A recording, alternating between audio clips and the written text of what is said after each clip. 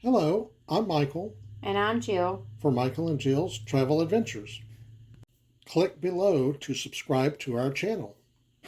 Okay, so this is a quick trip we did to Colorado. We actually crossed the New Mexico line. I believe it was 5 or 6 o'clock in the morning. Decided to eat at Denny's and Get back on the road. I'm not sure what all that was a picture of, but anyway, this is just the scenery on the way. It was just a quick trip, and we wound up going up to Pike's Peak that day. So we ended up at the base of Pike's Peak at like 11:30 in the morning. So this is our travels up Pike's Peak. For somebody with depth perception, it's very scary. There were a few times I couldn't figure out if I wanted to unbuckle my seatbelt, so if we went off the side, I would just die from the impact or what. So they were also getting ready to have the Pikes Peak hill climb the next day, so that's why you see the fencing and you'll see some barricades and stuff up as well. You'll also see some animals on some of these slides eating part of the barricades because it has straw in it. And of course they had snow still because it was colder up there. Man, that's back before I lost my weight. Here we are at the summit. We were both sporting sinus infections and not really feeling too chipper since we'd been up. By the time we went to bed that night, we'd been up 36 hours straight. And not to mention the air is not very thick up there. It's very thin air, so it was kind of hard for us to breathe. We're fixing to watch a video when we're at the top. We were going to let you listen to it. That's the train you can take. You have to reserve it in advance. It does fill up fast. Our voices actually started getting really funny sounding because of the lack of oxygen. So I don't think we stayed up there too long. There was a store, I believe. We went in and looked around, and I think I bought There's the store. Something. I bought some kind of... it was a Christmas ornament. Yes. And then this is us going back down.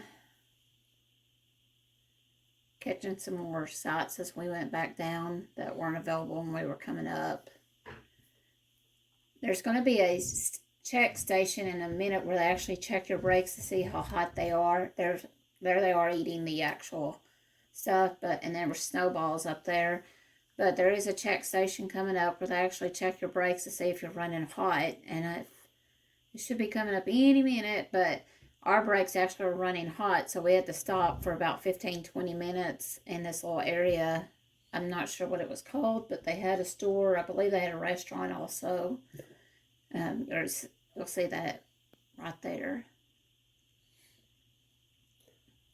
That's when we had to get out right there. So now we're making our way still back down. And that's some of the race cars that they had for the next day. I think the record was like... This was breakfast in Denver. Sorry, Michael. The next morning, after a really weird Airbnb experience, one day we'll expound on that. We stopped at the bagel place and we wound up going to the store. I believe, if I'm correct, Michael actually visited this store as a child. Yes. That's been a long time ago. Going through from Denver to Estes Park via Big Thompson Canyon. This is where The Shining was filmed, the Stanley Hotel in Estes Park. There's just some more views of it, looking at all the pretty views. Now we're up in Rocky Mountain National Park, we went about halfway and then turned around and started home. And just remember, we looked really tired in some of these pictures. We'd been up 36 hours, slept about 6 or 7 hours, and then got up and started back at this. So we were still pretty tired. We did this entire weekend, an entire trip on a 3-day weekend. So it was pretty rough on us. These are just the sights from up on top of the different lookouts you could get out and look at. Some of them were from the car. And there's just a video showing the snow and all that was still on the ground. This was, I believe, in June is when we went. June the 24th, 2017. so it's been a little bit. So one of the things we've stressed is you can travel, you just have to find ways to save money. One of the things we do is we always bring sandwich stuff with us, snacks, drinks with us. And just that saves some money because most of the restaurants nearby are going to be really expensive. And we stress this too, that if we see something authentic for the region we're traveling in, we make sure, and we'll eat there. We do make allowances for that, but we try to bring food. Also, some of these places are out of the way and there's not going to be people nearby to help you for hours, so that way we have food in case we get stuck in our car. Look, no guardrails. Isn't that nice? You can't see the amount of track marks in his arm from my fingernails just getting him. Again, we were up a long time. I was tired. I believe this was Chili's on our way back through. We were going through Kansas. And there I am at Kansas.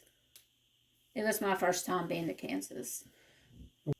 Okay, so this is a soda fountain that we stopped at in Kansas on our way home. It is in Quinter, Kansas. It's called Ray's Pharmacy Soda Fountain. They'll make you any kind of concoction you want. They have the old-timey jukebox. And for Michael and Jill's Travel Adventures, I'm Michael. And I'm Jill. See you next time.